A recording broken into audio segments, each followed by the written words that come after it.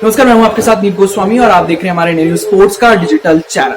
Australia और भारत के बीच में जब भी टेस्ट मैच होता है तो स्लेजिंग एक पुरानी परंपरा की तरह यहाँ पर फॉलो होती है। लेकिन ऑस्ट्रेलिया और भारत की बात करें तो ये जो तीसरा टेस्ट मैच का दूसरा दिन था, यहाँ पे स्लेजिंग की सारी हदें पार हो गई। जी हाँ, शॉर्ट लेग पे खड़े मार्नस लबुशेन ने सारी स्लेजिंग की हदों को पार कर दिया और लगातार उन्होंने भारतीय प्लेयर्स का ध्यान भटकाने की कोशिश की। बैटिंग पर शुभमन गिल थे और सामने नॉन स्ट्राइकर एंड पर थे रोहित शर्मा। अब जब शुभमन गिल बैटिंग पर थे तो मार्नस लबुशेन ने उनको लगातार पूछा, hey who is your favourite player, मतलब कि तुम्हारा फेवरेट प्लेयर कौन है। और उसी में जब शुभमन गिल ने कुछ नहीं कहा, उन्होंने कहा कि मैं मैच के बाद तुम्हें बताऊंगा कि कौन मेरा फेवरेट प्लेयर है।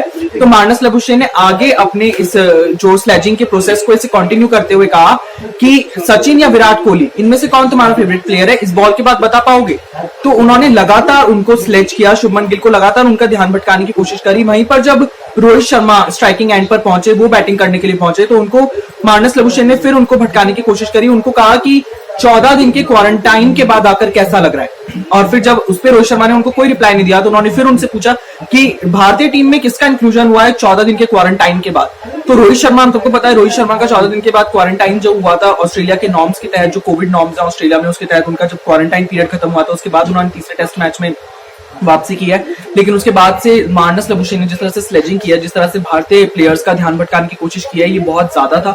इसी के लिए सभी मतलब जो क्रिकेट पंडित हैं या फिर जितने एक्सपर्ट्स हैं, उन्होंने भी कहा कि बहुत ज्यादा है। अगर आप स्लेजिंग करते हैं तो आपको एक पर्टिकुलर टाइम होता है, एक पर्टिकुलर आप कह लीजिए एक प्रोसेस के तहत करनी होती है। आप ये नहीं कि आप कॉन्टिन्यूसली प्लेयर का ध्यान भटका सकते हैं, आप कॉन्टिन्यूसली प्लेयर को लगातार एक चीज पर पोक कर सकते हैं जिससे प्लेयर का ध्यान भटक सकता है। तो इस चीज में कहीं ना कहीं एम्पायर्स को इंटरवीन करना चाहिए था, जो कि नहीं हुआ। तो ये भी कहीं ना कहीं बायस दिखाता है इन सब चीजों को, क्योंकि ऑस्ट्रेलिया की सरजमी पर ये टेस्ट मैच की पूरी सीरीज खेली जा रही है और ऑस्ट्रेलिया की तरफ से जिस तरह से इन तरह की वारदात हो रही है, जो भी ये घटनाएं हो रही है पिच पर, ये बेहद शर्मनाकपूर्ण है। तो आपका इस स्लेजिंग के ऊपर क्या कहना है, ये हमें कमेंट सेक्शन में जरूर बताएं। साथ ही साथ हमारे इंडिया न्यूज स्पोर्ट्स के यूट्यूब चैनल को सब्सक्राइब करना ना भूलें।